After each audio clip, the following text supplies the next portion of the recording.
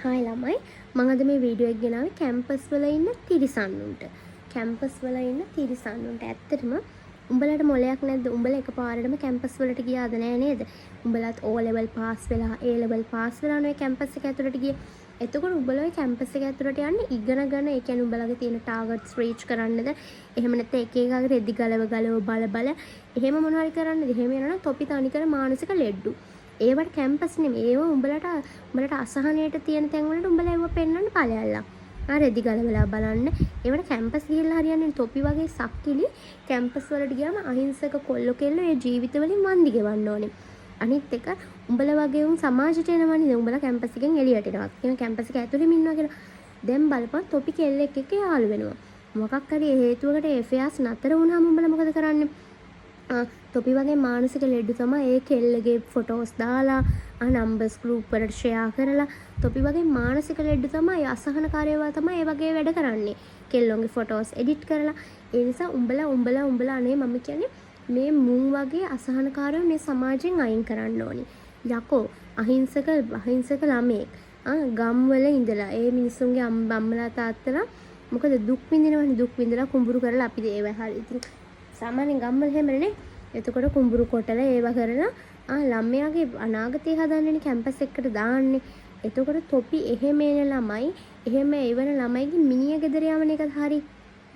අවසානයේ මේ මිනිස්සු කැම්පස් එකට දැන් මේ දරුවන්ගේ ටාගට් රීච් කරන අවසානයේ ඒ ළමයිගේ මිනිය තමයි දැන් අම්මලාට බලන්න වෙලා තියෙන අම්මලාට තාත්තලාට.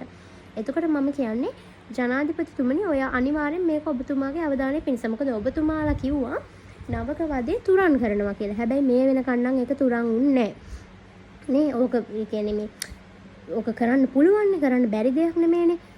අනිත් එක කැම්පස් ඇතුළේ දෙයක් වුණාම ඕන් අර කමිටුව මේ කමිටුව කියලා පත් කරනවා. කමිටු පත් කරන්නේ දෙයක් වුණාම. වෙන්න කලින් ඔය දේ වෙන්න ඕනේ.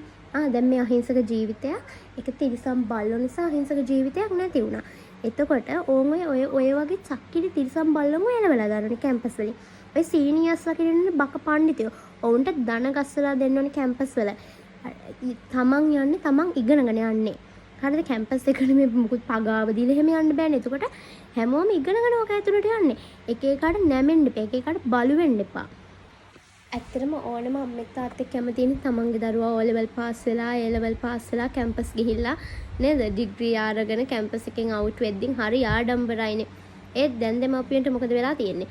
ඒ මිනිස්සු දරුවව කැම්පස් යවන්න එකපාරක් නෙමෙයි 100 පාරක් හිතන්න වෙලා තියෙනවා. ඇයි මේ වගේ තිරිසන් බල්ලෝ නිසා ඒ අහිංසක ජීවිත ඒ තමන්ගේ බලාපොරොත්තු ගොන්නක් තියාගෙන කැම්පස් එක ඇතුළට යන ජීවිත නැත්තරම නැති වෙලා යනවා මේ වගේ තිරිසන් බල්ලෝ නිසා. ඉතින් ජනාධිපතිතුමනි මේ ඔබේ අවධානය පිණිසයි ඔබතුමන්ලා කිව්වා ඔබතුමන්ලාගේ ප්‍රතිපත්ති ප්‍රකාශ තිබ්බා ඔබතුමන්ලා නවක වදේ තුරන් කරනවා කියලා. ඉතින් තවත් ජීවිත නැති වෙනකන් ඉන්න නැතුව කරුණාකරලා ඒක ක්‍රියාත්මක කරන්න. මොකද දෙමාපියන් දරුවන් කැම්පස් යවන්නේ මිනිය ගෙදරට ගේන්න නෙමෙයි. ඒ ළමයිගේ අනාගතේ හදන්න. එතකොට ඒ ළමයිගේ අනාගතේ හදනව වෙනුවට ඒ ළමයිගේ ජීවිතේම ඒ ළමයි එක තිරිසන් බල්ලෝ නිසා ජීවිතේ වන්දි ගෙවනවා. ඉතින් ජනාධිපතිතුමනි කරුණාකරලා මේ නවක වදේ තුරන්ම කරලා දාන්න. නවක වදේ නතර වීදී අපි විශ්වවිද්‍යාලයට